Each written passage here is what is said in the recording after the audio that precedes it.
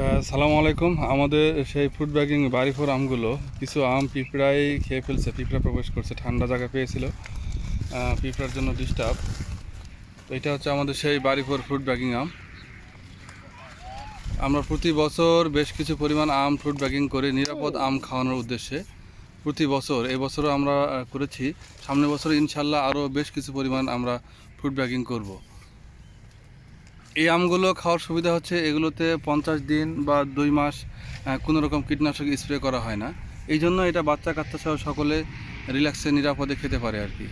Export quality আম এগুলো, export করার জন্য এগুলো বেস্ট।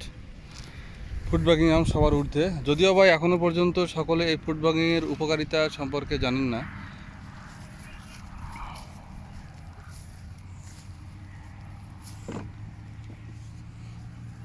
কেসি দিয়ে কাটেন, হ্যাঁ।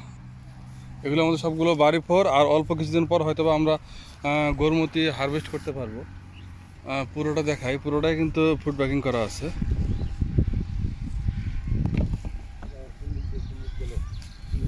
কাকা বৃষ্টি হচ্ছে, পানিগুলো আমগুলো উঠান।